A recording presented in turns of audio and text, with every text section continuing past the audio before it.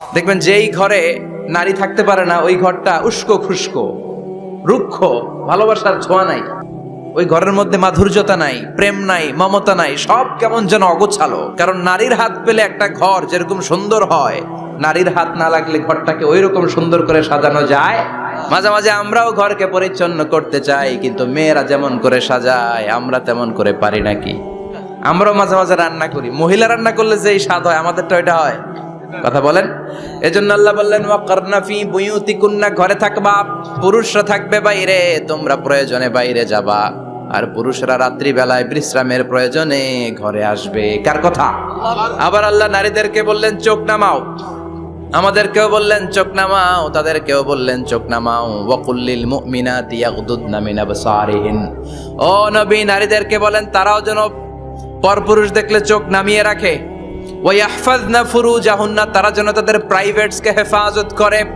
ওয়ালা ইউবদিনা জিনাতাহুন্না ইল্লা মা যাহারা মিনহা, দেহের সৌন্দর্য যেন বের না করে দেয়।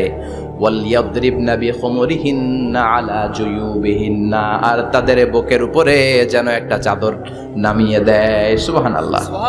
ওড়নাটা যেন উন্নত বক্ষটা তারা ঢেকে রাখে। এখন বুকের উপরে ওড়না থাকে না, ওড়না থাকে গলায়। ওড়না থাকবে কোথায়? নারীদের বুকের উপরে ওড়না থাকবে, চাদর থাকবে, গলার মধ্যে ওড়না রাখার জন্য বলা হয় নাই। ওয়ালিয়াদরিবনা বিখুমুরিহিন্না আলা জুয়ুবিহিন্না, বুকের উপরে রাখো, নিজেকে ঢেকে রাখো, হেজাব করো। হেজাব করলে নারীর মর্যাদা বাড়িয়ে দেয় কে? হেজাব নারীর সৌন্দর্যের প্রতীক, আভিজাত্যের প্রতীক, তার রূপের প্রতীক, এটা তার অধিকার। কেমন করে হেজাব দেহ থেকে সরাতে হয়, কেমন করে দেহ থেকে কাপড় নামানো যায়, এটা হইল শয়তানের মিশন। এটা কি? শয়তান যখন নিষিদ্ধ ফল সাইয়েদনা আদম আর হাওয়া আলাইহিস সালামকে খাইয়ে দিল, সাথে সাথে জান্নাতের কাপড় পড়ে গেল। জান্নাতেও কাপড় খুলে দিল, দুনিয়াতেও খোলে। ঠিক কি না? শয়তানের মিশনই এইটা, কাপড় যত কমানো যায়। এজন্য খবরদার, আপনারা অনেক সম্মানিতা। খেয়াল রাখবেন, পৃথিবীতে যে জিনিসের মর্যাদা যত বেশি, সম্মান যত বেশি, যেটা যত বেশি দামি, ওইটা তত বেশি প্যাকেটের ভিতরে থাকে। ঠিক কিনা? ঝিনুকের ভিতরে থাকে মতি, মতি খোলা থাকে না। আবার যেখানে গ্লাস ফিটিং করা স্বর্ণ রাখা হয়, ওইখানেও কয়েকটা লকার সিস্টেম আছে না নাই? ঘরে যখন আমরা অর্নামেন্টস রাখি, গহনা রাখি, ঘরের সবচেয়ে গোপন কক্ষের ভেতরে, গোপন আলমারির ভেতরে, গোপন সিন্ধুকের গোপন ড্রয়ারের ভেতরে কয়েকটা তালা মেরে স্বর্ণ রাখি। যেরকম ঠিক কিনা? হেজাব যারা করে তারা বিপদে পড়ে না, কারণ হেজাব করলে এক একটা নারীকে জান্নাতের হুর পরীর মতো লাগে। ঠিক কিনা? সম্মানে মাথাটা নিচু হয়ে আসে, তাকাতে গেলেও ভয় লাগে। আল্লাহু আকবার, কি সম্মান আল্লাহ দিলেন! এজন্য আমার মায়েরা, বোনেরা, আপনাদের সম্মান রব্বুল আলামিন হেজাবের ভেতরে রেখেছে। হেজাব হচ্ছে আপনার সিকিউরিটি। হেজাব কি? এটা আল্লাহর দেয়া আপনার জন্য সিকিউরিটি। আপনি আপনার সিকিউরিটিকে নষ্ট করতে পারবেন? এজন্য ইসলাম বলে খবরদার, নারী যদি কোনো দূরের জায়গায় সফর করে, দূরের রাস্তায় সফর করে, নারী যেই তো সম্মানিত, একা একা কোনো নারী যেতে পারবে না। সিকিউরিটির দরকার আছে না নাই? বডিগার্ডের দরকার আছে না নাই? কেউ যখন বাংলার জমিন থেকে মক্কায় উমরা করতে যায়, মাহরাম পুরুষ না থাকলে তারে ভিসা দেয়, কারণ সম্মানিতা, বডিগার্ড লাগবে। মাহরাম পুরুষ না থাকলে উমরার ভিসা হয় না, হজের ভিসা হয় না, কারণ লম্বা সফর, আর যে সফর করবে সে সম্মানিতা। সম্মানিতা নারীর জন্য সিকিউরিটির দরকার আছে না নাই? বডিগার্ড লাগবে কি লাগবে না? কি সম্মান ইসলাম আমাদেরকে দিল বুঝলামই না আমরা। আপনাদেরকে প্রোটেক্ট করার জন্য, আপনাদের সিকিউরিটি এনশিওর করার জন্য আল্লাহ তাআলা হেজাবের বিধান দিয়েছে। চিল্লায় পড়েন সুবহানাল্লাহ। এজন্য ইসলাম বলে খবরদার, হেজাব ছাড়া বের হওয়া যাবে না, নিকাব ছাড়া বের হওয়া যাবে না। বিশ্বনবী বললেন, মা তারাকতু মিন বাদি আদাররা আলার রিজালি মিনান নিসা, আমি চলে যাব কিন্তু আমার পরে আমার পুরুষ উম্মতদের জন্য নারীর চাইতে বড় কোনো ফিতনা আমি রেখে যাই না। আর বনি ইসরাইলের জামানায় সবচেয়ে বড় ফিতনা হয়েছিল নারীর ফিতনা, নারী কেলেঙ্কারি। এই জন্য নারীরা, বোনেরা, আপনাদেরকে সাবধান থাকতে হবে। নারীর ফিতনা বড় ফিতনা। নারী ভালো হলে সবচেয়ে ভালো, নারী খারাপ হলে নারীর চেয়ে খারাপ কেউ হতে পারে না। এজন্য নারীদের জন্য আল্লাহ কিছু মডেল দিলেন। নারীদের জন্য আল্লাহ কিছু আদর্শ পাঠালেন, নারীদের জন্য আল্লাহ শিক্ষণীয় মহীয়সী কিছু নারীর জীবনী দিলেন, বললেন এই জীবনীগুলো পড়ো, তোমাদের জীবনটারে উজালা করে দিবে কে? আল্লাহ বললেন দরাবাল্লাহু মাসালাল লিল্লাযিনা আমানু ইমরাতা ফিরআউন। গোটা বিশ্বের সব নারীদের জন্য রব্বুল আলামিন কুখ্যাত সন্ত্রাসী ফেরাউনের বউকে মডেল বানিয়ে দিয়েছে। কাফেরের বউ মুমিন নারীদের মডেল, আবার নবীর বউ কাফের নারীদের মডেল, আছে না নাই? নূহ আলাইহিস সালাম আল্লাহর সব চাইতে প্রিয় নবী, প্রিয়দের একজন, কিন্তু তার বউ কাফেরদের মডেল। 6 জন নারীর জীবনীর কথা আমি রেকমেন্ড করি, সাজেস্ট করি যে 6 জন নারীর জীবনী মুখস্থ, ঠোঁটস্থ, অন্তস্থ থাকতে হবে প্রতিটা নারীর জন্য। আশা করি মায়েরা বোনেরা শুনছেন। 1 নম্বরে হচ্ছে হাজার, উম্মে ইসমাইল, সাইয়েদনা ইব্রাহিমের বউ, সাইয়েদনা ইসমাইল আলাইহিস সালামের আম্মা, নাম হলো হাজার। আমরা বলি বিবি হাজেরা, আসলে নামটা হচ্ছে হাজার। এই হাজার হচ্ছে আপনাদের 1 নম্বর মডেল।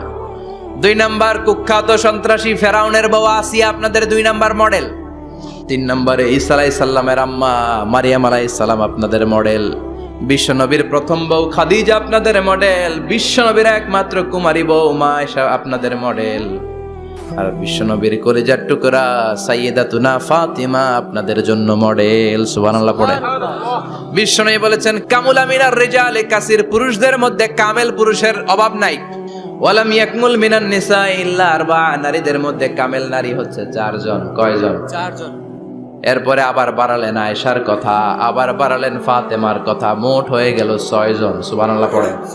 মোট কয়জন? 6 জন। আসলে এই 6 জনের জীবনী থেকে একটা একটা করে শিক্ষা আমরা মনে রাখার চেষ্টা করি, তাহলে জীবন উজালা হয়ে যাবে। হাজার আলাইহিস সালাম, ওনার জীবনী থেকে শিক্ষা হচ্ছে তাওয়াক্কুল আলাল্লাহ, বিপদে আপদে সবসময় ভরসা কার উপর?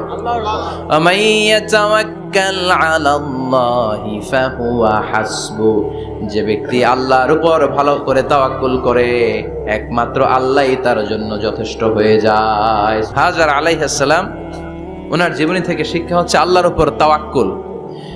সাইয়েদনা ইব্রাহিম আলাইহিস সালাম সাইয়্যিদাতুনা হাজারকে নিয়ে, দুধের বাচ্চা ইসমাইলকে নিয়ে মক্কার মরুজমিনের মাঝখানে রেখে আসলেন।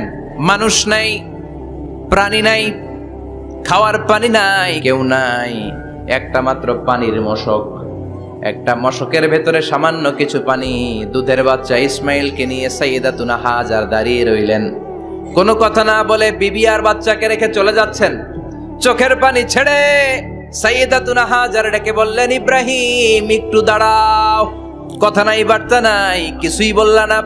কি আমার অপরাধ? কেন এই ধুধুমরু প্রান্তরে আমাকে দুধের বাচ্চাটারে রেখে গেলা?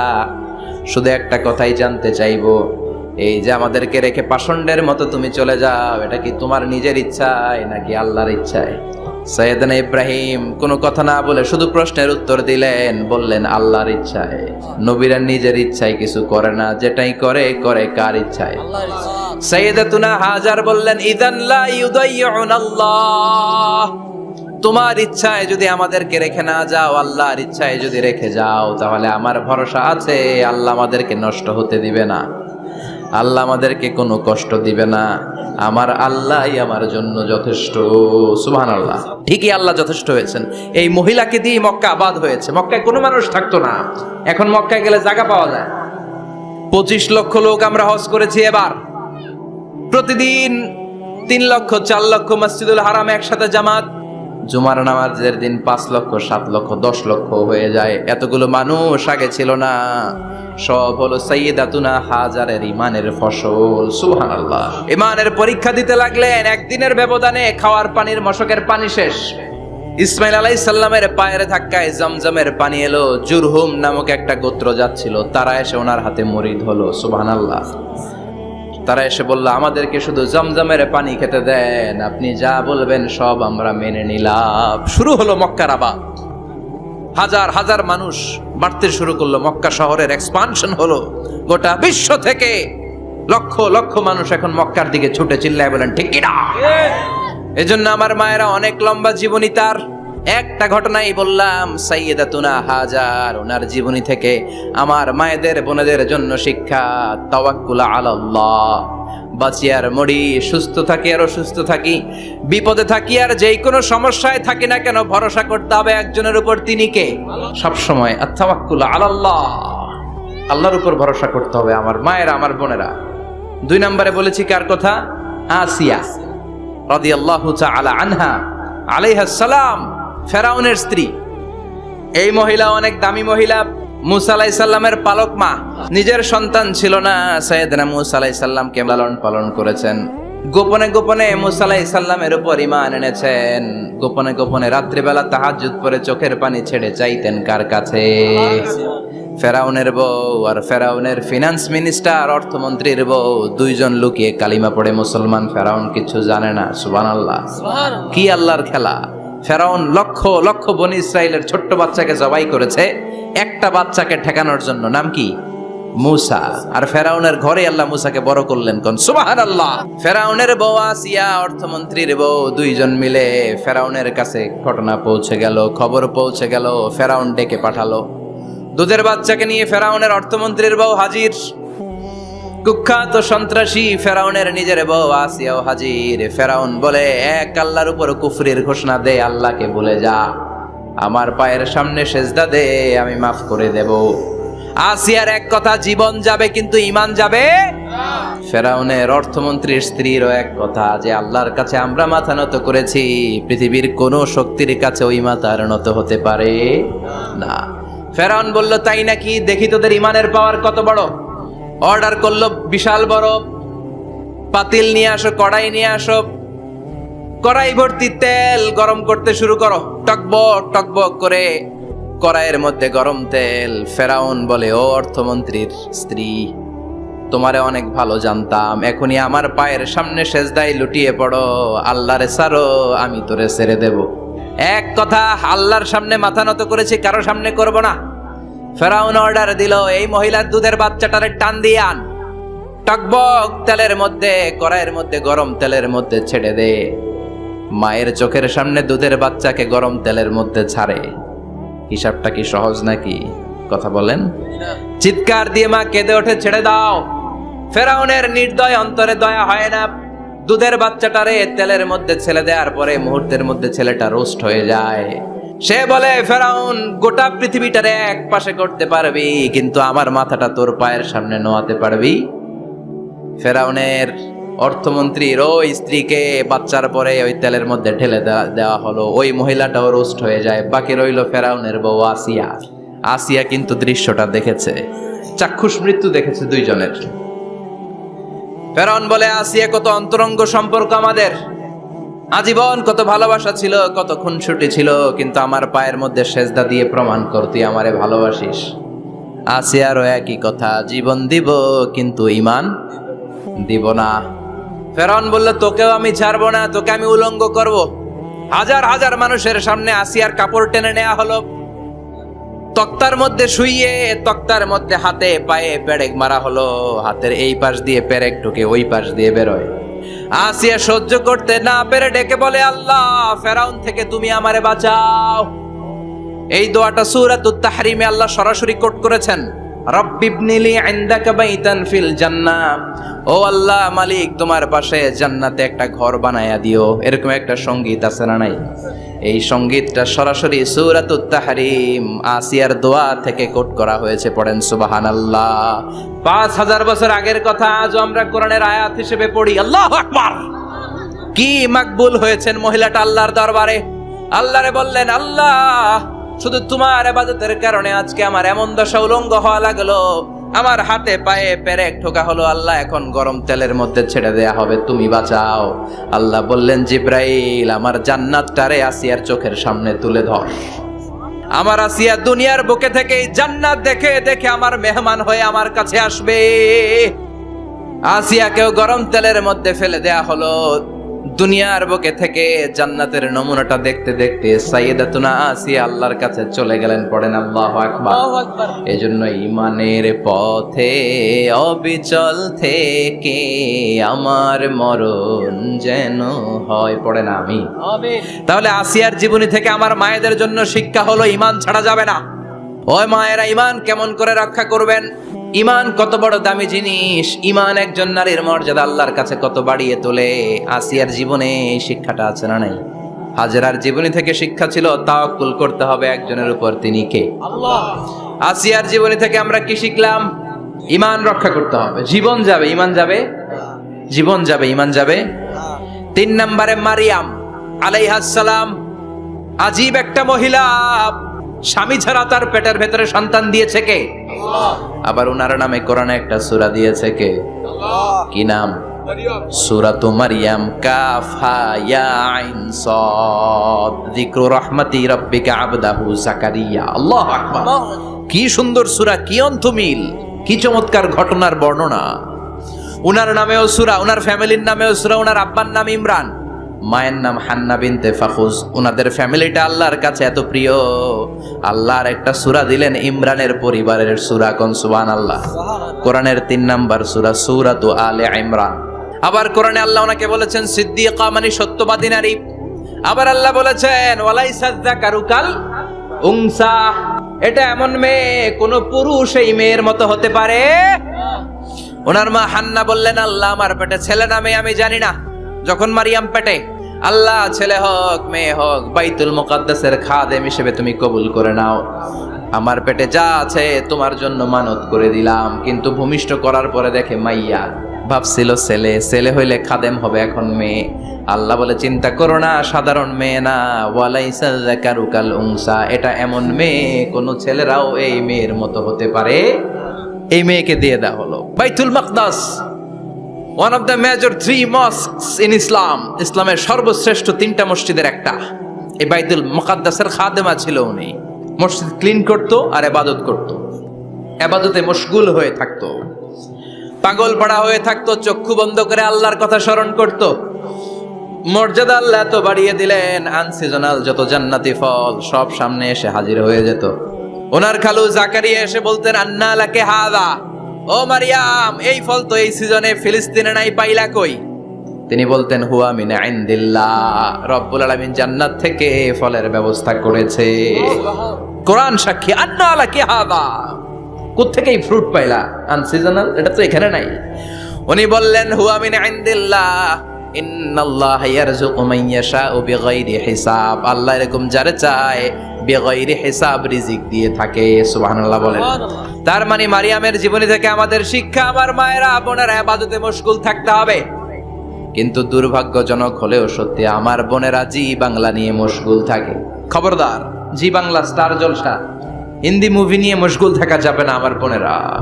আপনিই পারেন আপনার ফ্যামিলিটারে জান্নাতে ফ্যামিলি বানাতে, আপনিই পারেন পরিবারটারে শান্তিময় করতে। নারী ভালো তো পরিবার ভালো। এজন্য মারিয়াম আলাইহাস সালামের জীবনী থেকে আমার বোনদের জন্য শিক্ষা, ঘরের সব কাজ শেষে অবসর যেই সময়টা পাবো ইবাদতে মশগুল হয়ে যাব, ঠিক কিনা? ইবাদতে মশগুল থাকার দরকার আছে না নাই?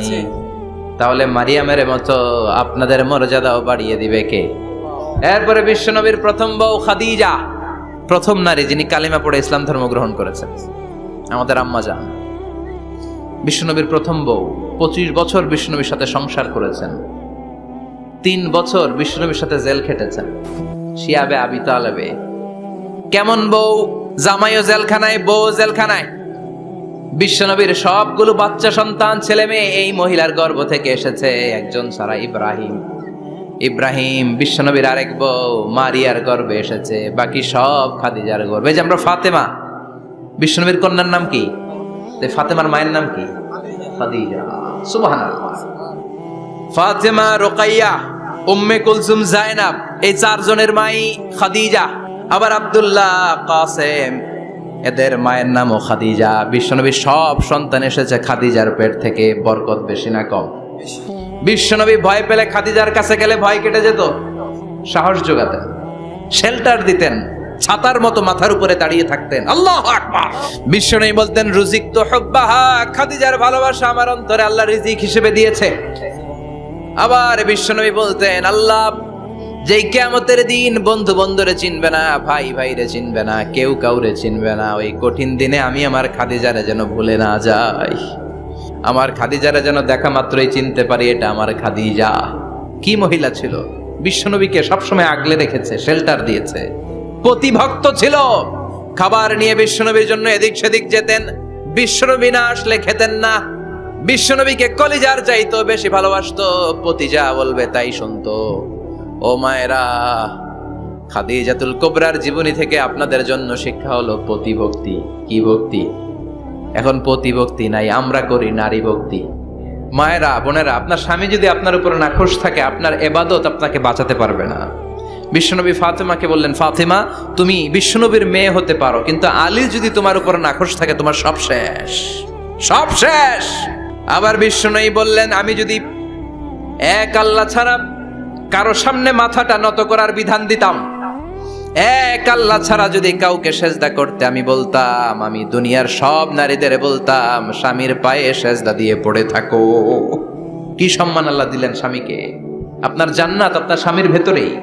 স্বামীকে সন্তুষ্ট করেন, স্বামীর আনুগত্য করেন, দেখবেন ফ্যামিলিটা সুন্দর হবে। আর স্বামীরা স্ত্রীদেরকে ভালোবাসেন। এরপরে বিশ্বনবীর একমাত্র কুমারী বউ নাম কি? আয়েশা। বিশ্বনবী বললেন, উরিতু কি ফিল মানামি সালাসা লায়াল। আয়েশা, বিয়ের আগে তোরে কিন্তু আমি 3 বার স্বপ্নে দেখছিলাম। বড্ড খুশি হয়ে গেলেন আয়েশা।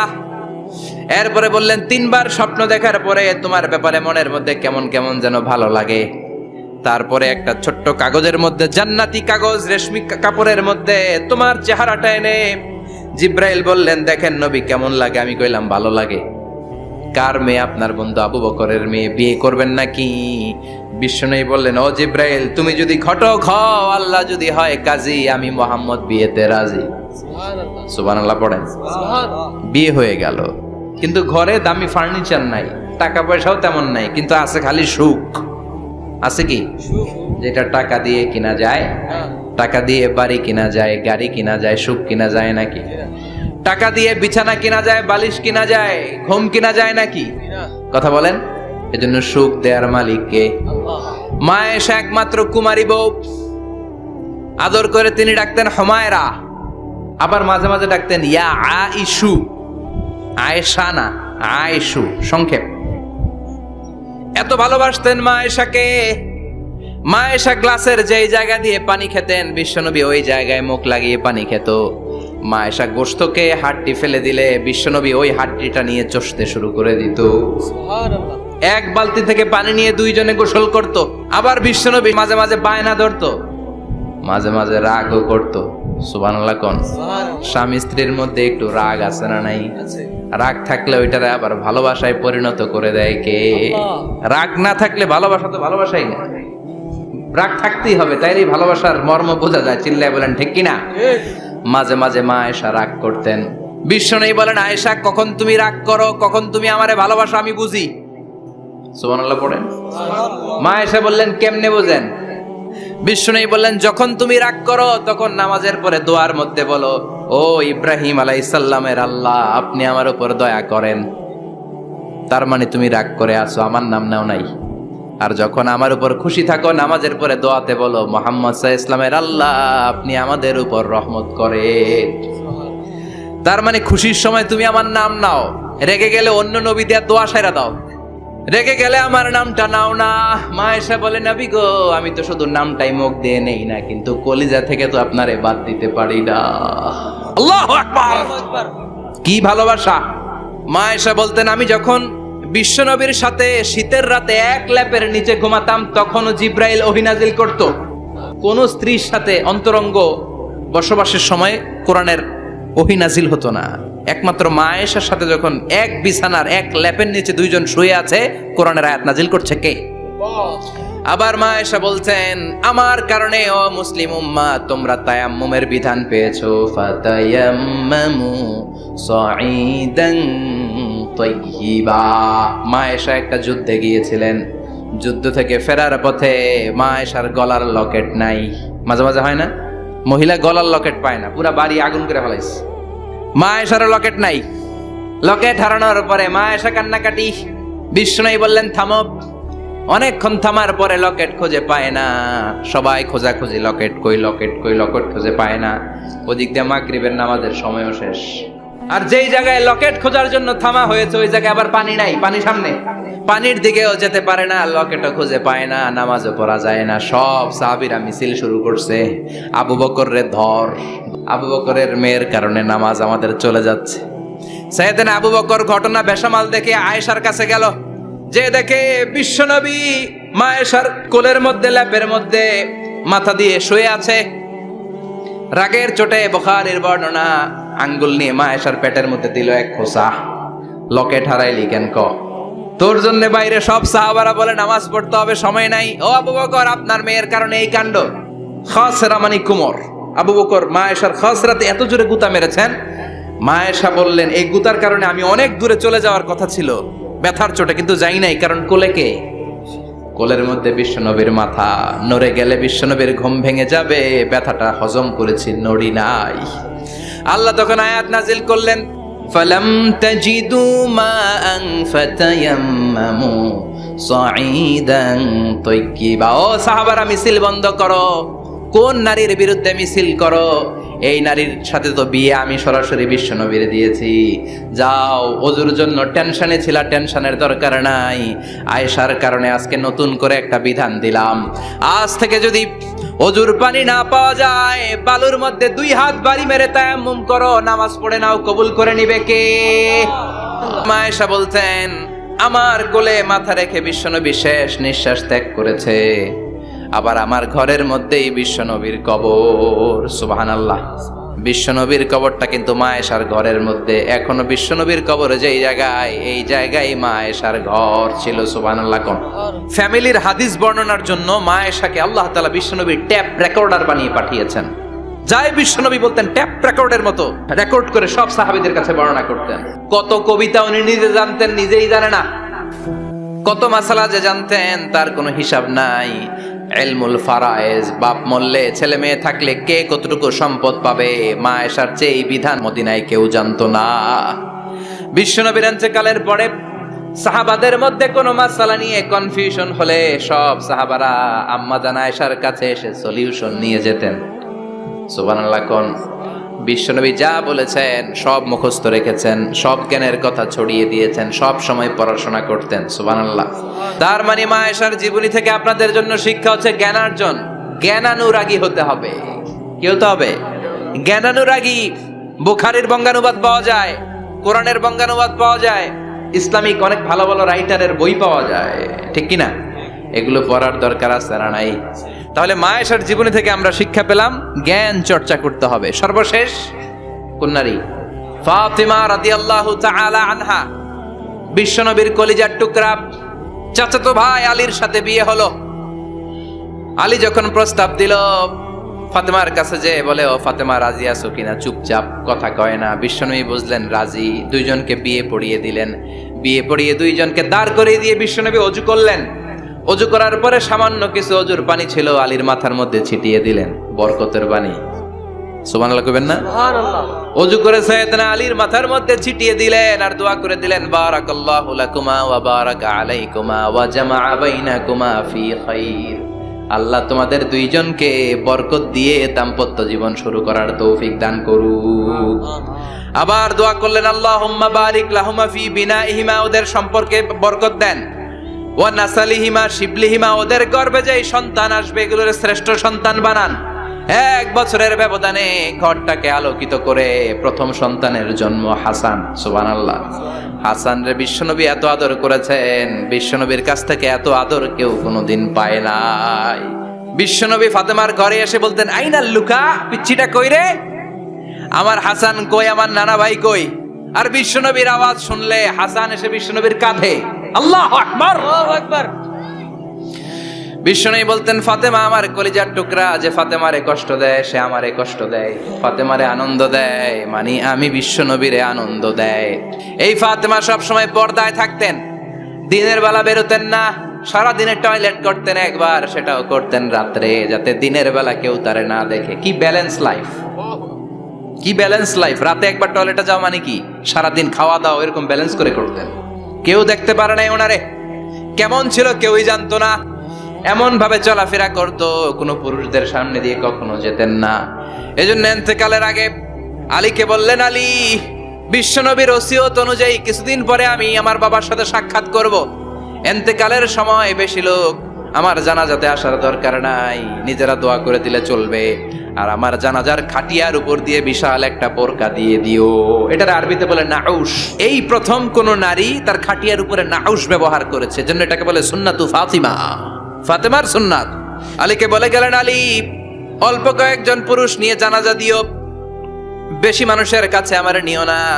দুনিয়ার বুকে আমি লুকিয়ে লুকিয়ে চলতাম, মরার পরে লুকিয়ে লুকিয়ে আল্লাহর কাছে চলে যেতে চাই, পুরুষদের সামনে আমার নিও না। ও মা, এই ফাতেমার জীবনী থেকে আপনার জন্য শিক্ষা হলো পর্দা। সব সময় পর্দাটা দেহে থাকার দরকার আছে না নাই? রাজি আছেন তো? তাহলে এই 6 জন নারীর জীবনে যদি আমার মায়েরা পরে, আমার মায়েরা বোঝে, ওই মায়েরা বিপদগামী হতে পারে নাকি?